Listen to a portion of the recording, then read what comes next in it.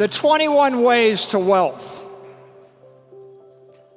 The first way to wealth, clarity. Clarity is the topic.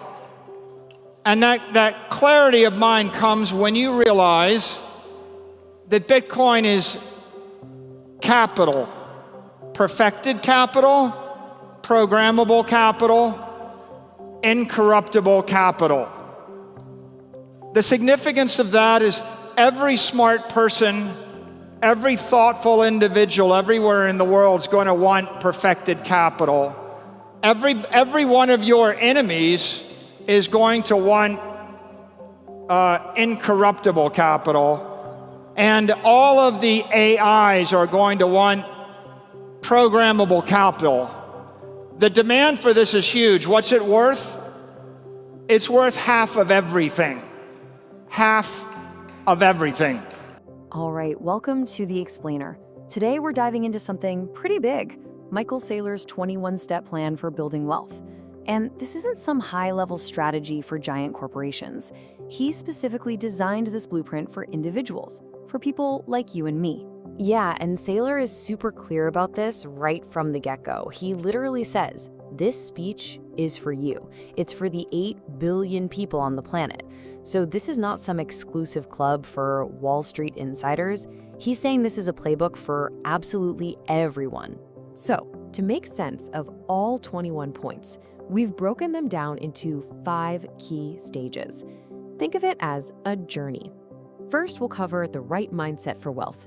Then we'll get into your modern blueprint for action. After that, we'll look at the corporate wealth engine for scaling up. Then, it's all about playing the long game.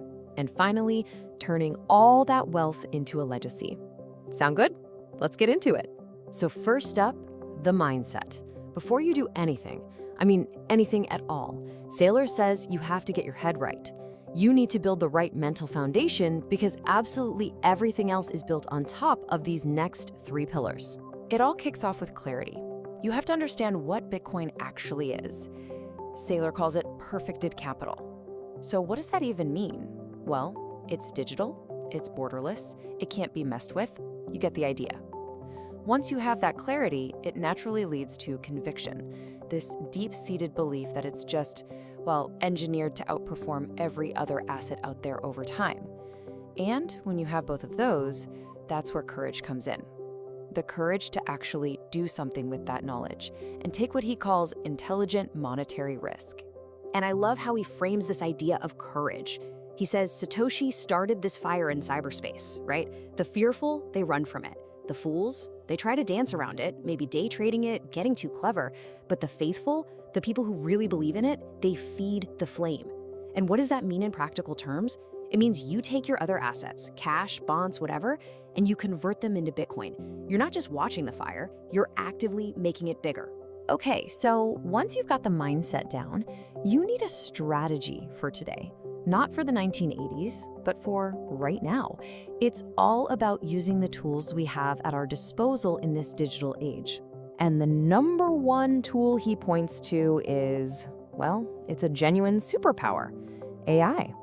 Saylor's take is that AI is like having an army of accountants, lawyers, and professors at your beck and call 24/7. His advice is pretty radical. Before you ask a single human for help, go to the AI. Argue with it, challenge it, refine your ideas. He says you can get 95% of the way to a solution for free. This is a total game changer, giving you access to expertise that used to cost a fortune. So, AI is the first big lever in your blueprint, but there are 3 others. Next up is cooperation, basically getting your whole family aligned on this. You combine the capital of the older generation with the energy of the younger one. Then there's capability. We just talked about that. It's mastering AI. After that comes citizenship. This is a big one. It's about consciously choosing where you live, picking a city or country that actually respects your freedom and your property. And last but not least, civility. Just don't waste your time on fights you can't win. Save your energy for what's important. All right, so you've got your personal blueprint, but that's like having a really well-tuned car. To go from a car to a rocket ship, you need an engine. And for Saylor, that engine is a corporation. And this really shows you why. I mean, look at the difference. An individual is, well, limited, but a corporation, it's like a financial superhero. It gets access to the banking system in a way you can't. It can sell shares to raise crazy amounts of money. It gets legal protections, and, this is huge, it can live forever. In Saylor's words, it's pretty much the most powerful wealth creation tool ever. So, to really drive this home, Saylor tells this great little story about a dentist. Imagine a really successful dentist, right? Making good money, maybe a couple $100,000 a year. Now, they could just save and invest that money for 30 years and, yeah, they'd probably become a millionaire. And that's great. But it's slow, it's linear, it's just trading your time for money year after year. But here's the smart move. The dentist incorporates the practice. It's not just a job anymore, it's a corporate asset. Now they can sell a chunk of that company to raise a big pile of cash today. Then they go to a bank and as a corporation, borrow money cheap. Let's say it's 6%. They take all that cash and put it into an asset they think will grow at, say, 20% a year. You see that gap? That spread between 6% and 20%. That's pure profit, and it's compounding. You've literally pulled 30 years of future wealth into the present. That's the engine. So, building the engine is a huge step, but keeping it running for decades, that's a whole other ballgame. Saylor's really clear that this requires a whole new set of principles. This is all about endurance. And he makes this pretty bold claim, right? He says that over 30 years, pretty much every operational idea, a new product, a new service, is almost guaranteed to fail. There's just too much competition, too much change. But, he says, a simple financial idea built on a solid foundation like Bitcoin, that has a 99% chance of succeeding. The big takeaway here is to know the difference between a fragile business idea and a robust financial strategy. So how do you endure? It boils down to 4 things. Number 1, focus, like laser focus. Don't let your own shiny new ideas pull you off course. Number 2, commitment. You gotta stick with it, even when everyone is telling you to sell. Number 3, delivery. It's not enough to have a plan, you have to execute it flawlessly. And finally, number 4, adaptation. You have to be willing to cut things loose. Partners, strategies, if they're not working anymore. Okay, and after all that, after building the engine and playing the long game, you get to the final stage. The mission changes. It's not just about stacking up wealth anymore. It's about what you do with it. It's about creating a legacy. And this part is really about 3 things. First, communication. You have to be open and honest to build real trust. Second, advocacy. You need to become a voice for these ideas, helping other people get started on their own path. And maybe the most important one, generosity, spreading the security and hope you've found. Saylor argues this isn't just about being a good person. It actually creates a positive feedback loop that protects everyone involved. So after this whole massive blueprint, we're talking AI, corporate finance, global strategy, the whole shebang.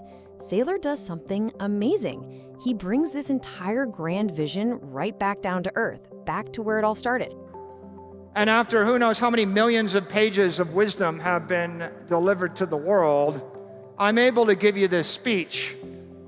But someone much greater than me, Satoshi, with none of that information, with none of that proof, with none of that time, said this many, many years ago, the most important 12 words in the English language. It might make sense to get some in case it catches on. He closes with just 12 simple words from Satoshi Nakamoto. It's just such a powerful way to end. It's a reminder that this entire massive, multi-trillion-dollar world we've been talking about, it all started with one simple, quiet thought. Makes you wonder, doesn't it? What other simple ideas today could become the revolutions of tomorrow?